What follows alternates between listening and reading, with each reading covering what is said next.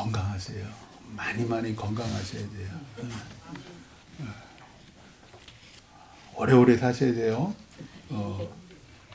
120입니다. 120. 우리는 하나님 말씀에 늘 순종하는 금토교회 자랑스러운 성도들이잖아요. 그래서 몸 관리도 잘하시고 꼭 120살까지 건강하게 사셨다가 만 120대 딱 천국 가셔요. 알죠? 그때 하나님께서 오라 하시면 이제 간다.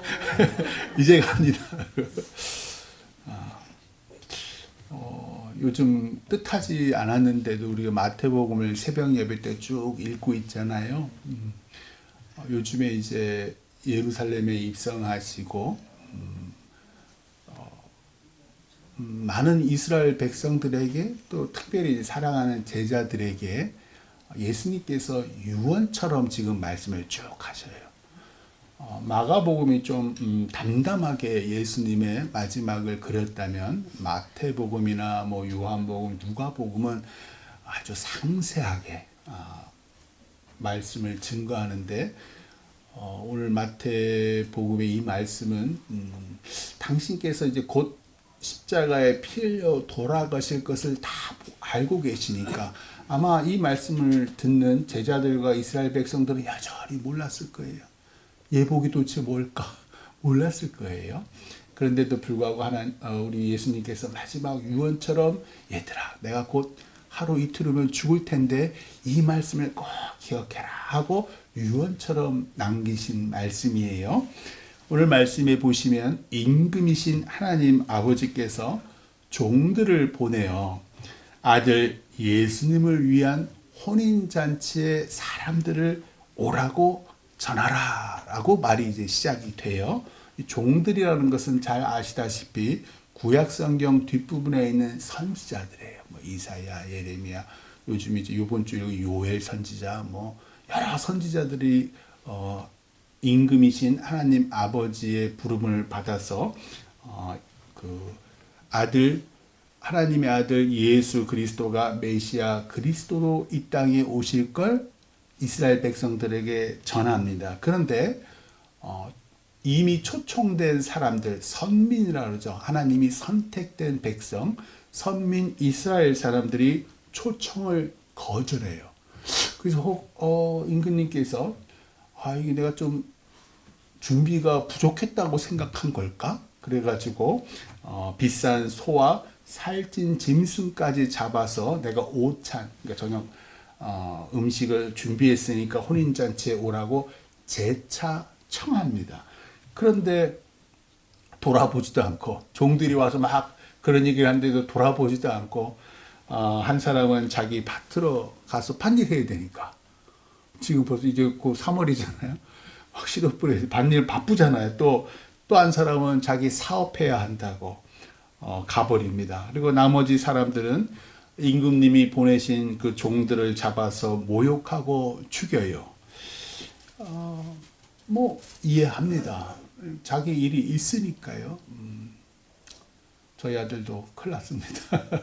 저희 아들도 인턴이 되었는데 저희 아들은 일하기로 했어요. 환자들을 위해서. 근데 너무 적어요. 5명, 6명? 그러니까 이제 다른 사람들은 지금 일 안 하잖아요. 그러니까 일이 산더미처럼 있을 거 아니에요. 다행히도 요번에는 분당에서 3월 있다 그러는데 그 많은 일들을 감당하려면 주일 성수를 할 수 있을지 물론 이 비유랑 좀 다른데 그럼에도 불구하고 병원 안에 있는 교회에서 주일 성수하라고 권면은 했는데 다 바쁘고 힘들지요. 자기 일이 있어서 하나님의 부르심에 응하지를 않아요. 또 심지어 세례요한 같은 그 임금님의 종들 세례요한을 죽이잖아요. 이런 사람들은 당연히 하나님의 부르심, 임금님의 부르심에 응하지 않았기 때문에 구원받지 못해요. 예수님은 7절에 이렇게까지 말씀하셔요. 참 무서운 말씀이에요.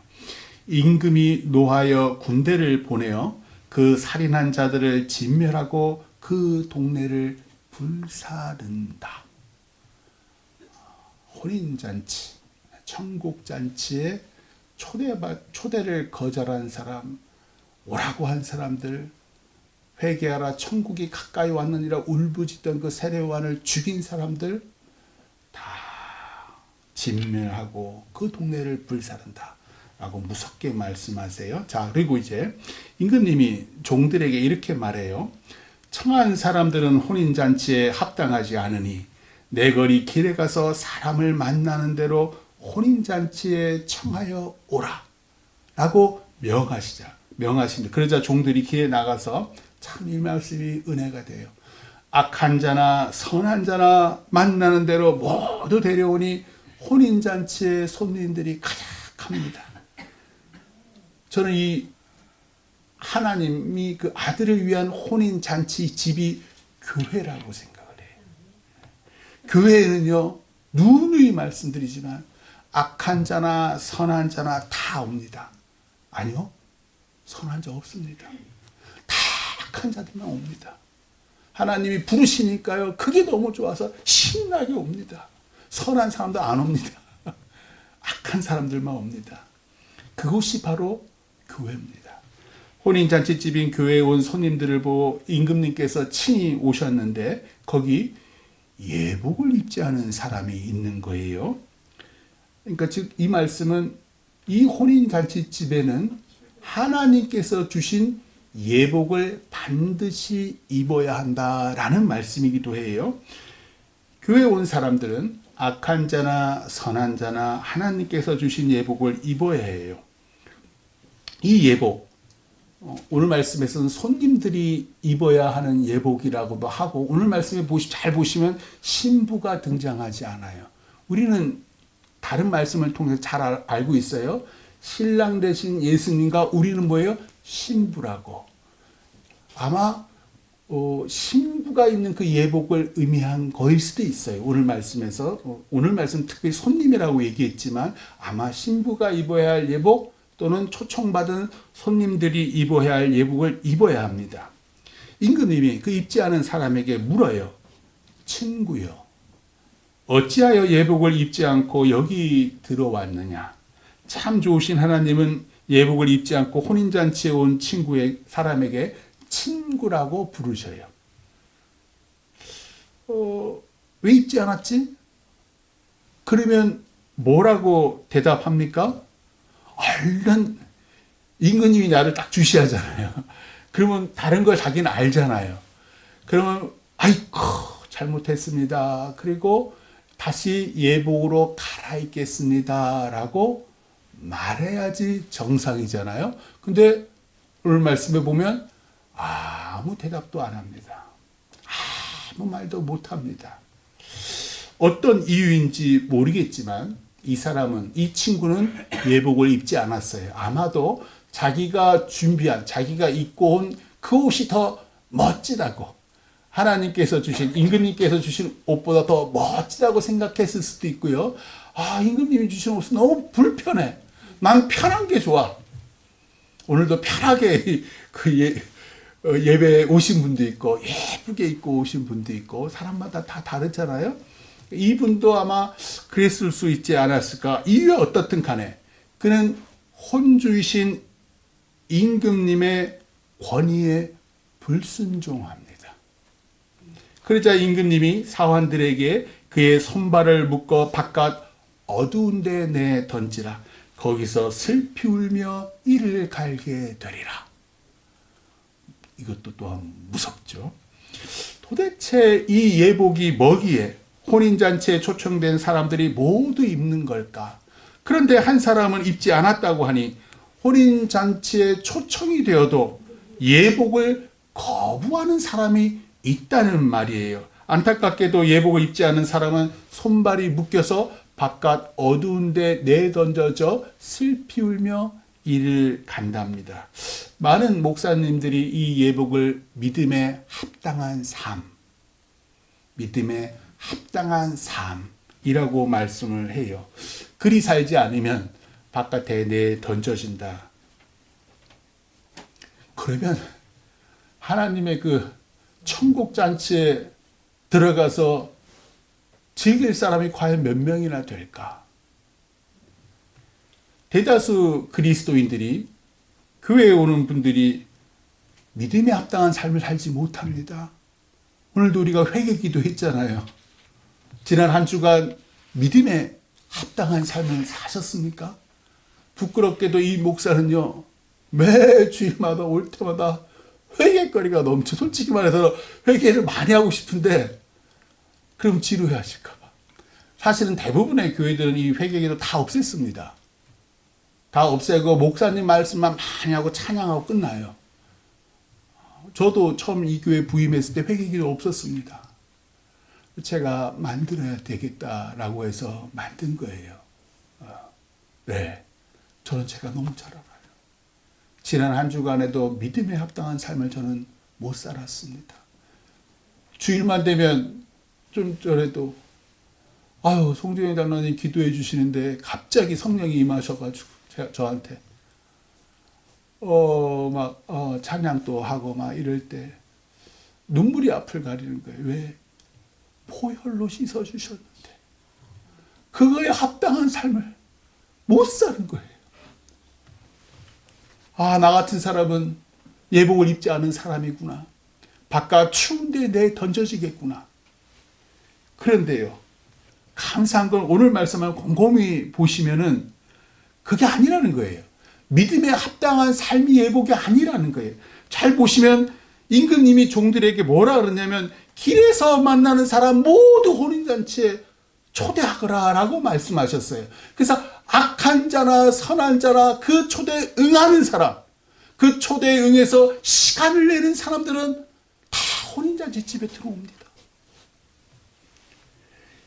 혼인잔치 집인 교회는 세상 모든 사람, 악한 사람, 죄인들, 게으른 사람들, 세상에서 그 뭐라고 손가락질하든, 심지어 살인자도, 요즘에 한참 성소수자도, 사기꾼도, 간음한 자도, 심지어 우리가 뉴스에서 보면 간첩도 모두 교회에 올 수 있어요. 그런데 교회에 온 모든 사람들이 다 구원받지는 않는다. 그 말씀을 예수님께서 하시는 거예요. 어떤 죄인도 다 이 혼인잔치 집인 교회에 올 수 있다. 단 그 사람들은 반드시 예복을 입어야 한다. 예복을 입어야 구원받는다. 예복이 뭘까? 오늘 말씀 5절 6절에 보시면 임금님의 초청을 거부하고 심지어 종들을 잡아 모욕하고 죽인 사람들, 이 사람들을 한번 알아봐야 되겠어요. 이 사람들은 임금님의 그 혼인잔치에 관심이 없는 사람들이에요. 왜냐하면 임금님이든 그 아들이든 내가 사는 삶에 아무 영향도 없다는 거예요. 내 소중한 시간을 들여서 뭐하러 거기 가? 차라리 그 시간에 내 밭일 하지. 내 사업하지. 오늘도 수많은 자칭 그리스도인이라고 하는 사람들이 자기 일에 바빠서 주일 성수 안 합니다. 하나님 예배 드리지 않아요. 근데 마음으로는 하나님을 예배한대요. 이 사람들이 그 사람들이에요. 하나님 바보 아니에요. 이 사람들 왜 초청했겠습니까? 마음으로 믿는데. 근데 뭐가 우선이에요? 내 밭일이 우선이에요. 내 사업이 우선이에요. 거기에 가치가 있다고 생각해요. 하나님보다 거기에 가치를 둔 사람이에요. 구원받지 못합니다.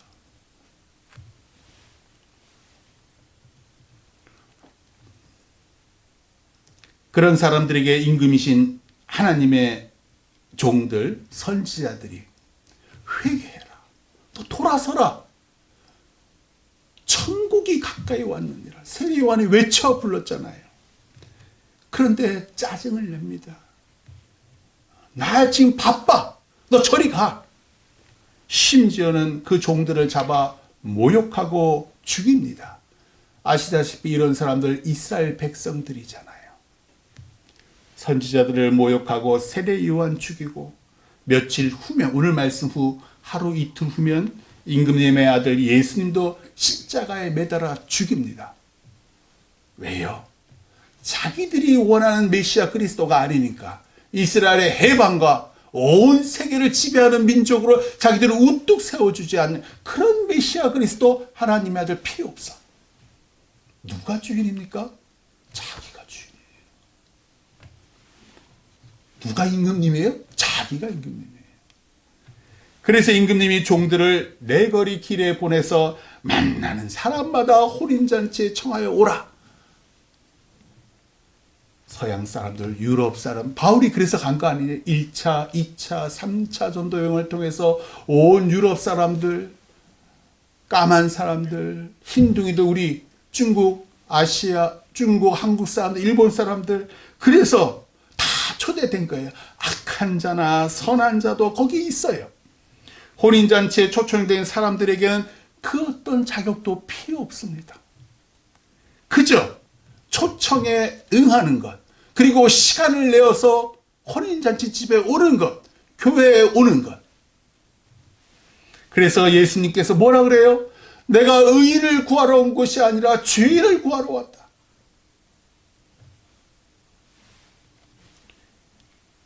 세리, 창녀, 또 심지어 살인죄로 하루 이틀 후면은 골고다 언덕에 십자가 3개가 딱 등장하잖아요. 예수님 가운데 두고 오른쪽 왼쪽에 달린 강도라고 해요. 근데 강도인데 십자가에 못 박힐 정도면 살인의 죄를 저질렀다는 거예요. 살인죄를 저지른 강도가 오른쪽 왼쪽에 못 박혀요. 그때 왼쪽에 달린 강도가 이렇게 말해요. 네가 그리스도냐? 예수님께. 가운데 못 박혀있는 예수님께 네가 그리스도가 아니냐? 너와 우리를 구원하라. 이것이 우리가 믿기 전에, 아니 지금 세상 사람들이 하는 말이 그 말이잖아요. 예수가 있어? 살아계신 하나님이 있어? 근데 나 왜 이렇게 힘들게 해?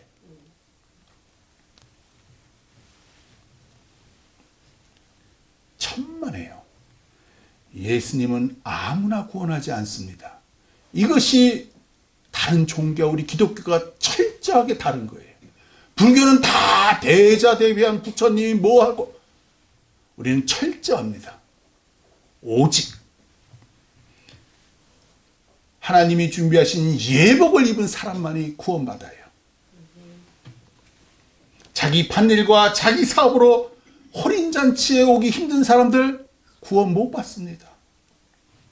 자기 필요를 위해 기적과 구원을 행하라고 하나님께 명하는 사람들 구원 못 받습니다. 그때 오른쪽 십자가에 달린 강도가 그를 꾸짖으며 우리는 우리가 행한 일에 상당한 보응을 받는 것이니 이에 당연하거니와 이 사람이 행한 것은 옳지 않은 것이 없느니라. 예수여, 당신의 나라에 임하실 때에 나를 기억하소서. 그러자 예수님께서 내가 진실로 너에게 이르노니 오늘 네가 나와 함께 낙원에 있으리라. 이 오른쪽 강도가 뭐 했어요? 자기 죄를 고백했어요. 내 죄에 합당해서 내가 죽습니다. 우리도 이 죄를 고백해야 돼요. 맨날 예수님 감사합니다가 아니라 내가 저 십자가에 죽어야 할 죄인인데, 내가 죽을 죄를 지었는데, 내 죄 대신에 내가 원래 합당히 죽어야 하는데 내 죄 대신에 예수님께서 십자가에 못 박히셨음을 아는 것, 이게 예복입니다. 그리고 예수님의 의로우심, 그걸 인정해요, 오른쪽 강도가. 그러면서 무엇보다 예수님의 나라를 믿어요. 당신이 그날에 임하실 때 나를 기억하소서. 그저 기억만 해주셔요. 그런데 예수님께서 그를 구원하십니다. 우리는 믿음으로 구원받습니다. 우리가 악하든 선하든 저런 게 교회를 다녀 구원받습니다. 예복을 입으면 구원받습니다. 기가 막히죠. 그러니까 세상 사람들은 혀를 찢찢찢 차는 거예요. 저런 게 목사라고, 저런 게 장로라고, 저런 게 권사라고 천만에요. 우리는 예수 그리스도가 입으시라는 그 예복만 입으면 우리는 구원받고 천국 갑니다. 그래요. 그렇게 못 사는 거 제가 죄인이라서. 병들었든 가난하든 그 어떤 죄를 지었든 우리는 믿음으로 구원받습니다. 그런데 중요한 게 있어요. 예수님이 아닌 다른 사람을 믿으면 구원받지 못해요. 신천지 교주 이만희를 믿으면 구원받지 못해요. JMS 세계 선교 모시기 정병석이 믿으면 구원받지 못해요. 통일교 문선명이 믿으면 구원받지 못해요. 하나님의 교회 안상홍이니 장례자 믿으면 구원받지 못해요. 이시연이를 믿어도 구원받지 못해요. 왜요? 믿음의 대상이 잘못됐기 때문에. 오직 예수 그리스도를 믿는 사람이 구원받습니다. 아멘. 오늘 말씀에서 먼저 초청받았던 사람들이 왜 혼인잔치에 가지 않았을까? 그들은 돈을 믿었어요. 그들은 내 사업을 믿었어요. 그들은요, 자기 능력을 믿었고요, 자기 잘 나가는 자녀를 믿었고요, 심지어 젊은 사람들 명심하세요. 친구 믿지 마세요. 절대로 구원받지 못합니다. 그래서 믿음 그 자체는 아무 가치가 없습니다. 새벽 예배에 나오고 금식하고 성경을 10번 읽는 거 우리를 구원하지 못합니다. 저 이단 사이비 신자들은요, 우리보다 믿음이 더 좋아요. 자기 전 재산 다 바쳐요. 자기 시간 다 바쳐요. 자기 자녀들에게도 거기 오라고 합니다. 심지어 교주가 자기 자녀를 성추행하고 가름하는데도 교주를 믿으니까 우리보다 훨씬 믿음이 좋아요. 믿음의 가치는요, 오직 믿음의 대상인 예수 그리스도로부터 나와요. 아멘. 믿음으로 우리가 의롭게 된다는 말은 우리의 믿음이 깊어서 우리가 의롭게 된다는 말이 아니고요, 오직 예수 그리스도에 의해서 의롭게 된다는 그 말의 다른 표현일 뿐이에요. 존 스토트 목사님께서 이렇게 말씀하셨어요. 믿음은 그리스도를 바라보는 눈이요, 그분을 붙잡는 손이며 그분의 생명의 물을 마시는 입이다. 중요한 건 예수 그리스도지 우리 눈과 손과 입이 우리를 구원해 주는 게 아니라는 말씀이에요. 우리의 눈과 손과 입이 예수 그리스도를 향했을 때 예수님이 우리를 구원하십니다. 기가 막힌 거는 이단 사이비 교주들이 자기가 살아있는 예수 그리스도고 자기가 하나님이래. 와서 보랍니다. 자기를 하나님으로 믿는 사람들이 얼마나 많은지, 수십만 명이 자기를 따른다고. 엄청난 크게 건물 우리가 가면서 보잖아요. 그러나 그들은 예복을 입지 않았습니다. 엉뚱한 사람을 향한 믿음은 충만하나 구원에 이르는 예복을 입지 않았습니다. 왜냐하면 예복이란 예수 그리스도의 피이기 때문입니다. 내 죄 때문에 하나님의 아들이 십자가에서 피 흘려 죽으셨다는 그 사실을 믿지 않았기 때문에 보혈만이 구원에 이르게 하는데, 전도만 해야지 14만 4천 명이 들어가 구원받는데 거짓 복음입니다. 교주에게 사랑받아야 구원받는데요, 거짓말입니다. 이스라엘 백성들도 이단 사이비 신자들도 심지어 정통 교회를 다니는 우리도 내 죄 대신에 예수님이 십자가에 죽으셨다는 걸 믿지 않으면 혼인잔치에 들어가 즐길 수 없습니다. 천국 못 갑니다. 교회 아무리 와도 구원받지 못하고 영생에 들어가지 못합니다. 거룩하신 아버지 하나님께서 겟세마네 동산에서 피눈물을 흘리시며 애원하시는 아들 예수님의 강구를 뿌리치시고 내 죽을 죄 대신 흠없는 어린 양 그리스도를 십자가 위에서 피 흘려 죽게 하셨다. 사실은 무릎 꿇고 기도할 때 제가 처음 만난 그 예수님이 보이더라고요.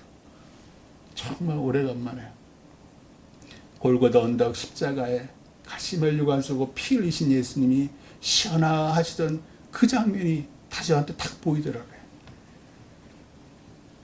이 진리, 이 복음이 가슴 깊게 새겨진 자만이 구원받습니다.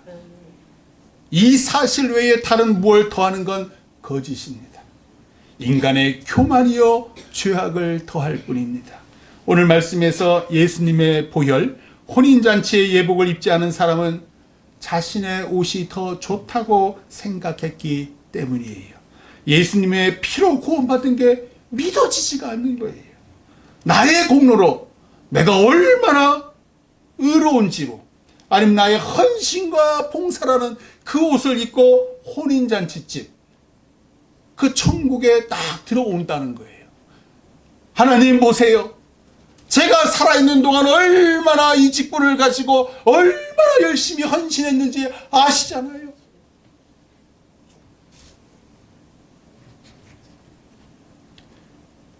임금님이신 하나님께서 말씀하세요. 친구여, 어찌하여 예복을 입지 않고 여기 들어왔느냐. 너무 의아한 겁니다. 내가 누구보다도 교회를 위해서 헌신했고, 내가 누구보다도 하나님을 위해서 헌신했는데 하나님께서 그렇게 물어보시는 거예요. 친구여, 어찌하여 예복을 입지 않고 여기 들어왔느냐. 예수 그리스도께서 복음서에서 누누이 비판하는 대제사장들과 바리새인과 서기관들, 그리고 오늘날 수많은 이단 사입이 일부 정통교회에서도 이런 구원관을 말해요. 열심히 기도해라, 열심히 봉사해라, 열심히 전도해라, 그래야지 네가 구원받는다. 천만의 만만의 말씀이에요. 이런 구원관은 참 듣기 쉽고 따르기 쉬워요. 그래서 예수님께서 이런 상황을 미리 아시고 사랑하는 제자들과 따르는 사람들에게 십자가에 못 박히시기 불과 하루 이틀 전 이렇게 말씀하신 거예요. 너희가 구원받기 위해선 다른 그 무엇이 아니라 오직 예복을 입어야 한다. 왜냐하면 앞으로 거짓이 판치고 이단 사이비가 준동하고 내 공로, 내 의로 구원받는 가짜 복음이 넘칠 거니까. 그래서 내 피만이 너희를 구원한다 미리 알려주시는 거예요. 교회는 도덕심을 함양하는 곳이 아닙니다. 교회는 내 선한 행위로 복과 구원을 받는다는 종교심을 함양하는 곳도 아닙니다. 교회는 악한 죄인들이 모여서 예수 그리스도의 보혈로 서로의 죄를 안아주며 서로 용서하고 서로 위로하는 기쁨과 눈물의 혼인잔치집입니다. 이 집 교회에서 그리고 천국에서도 예수님의 피가 우리 영혼에 깊이 새겨 있기를 주님의 이름으로 축원합니다. 기도하겠습니다.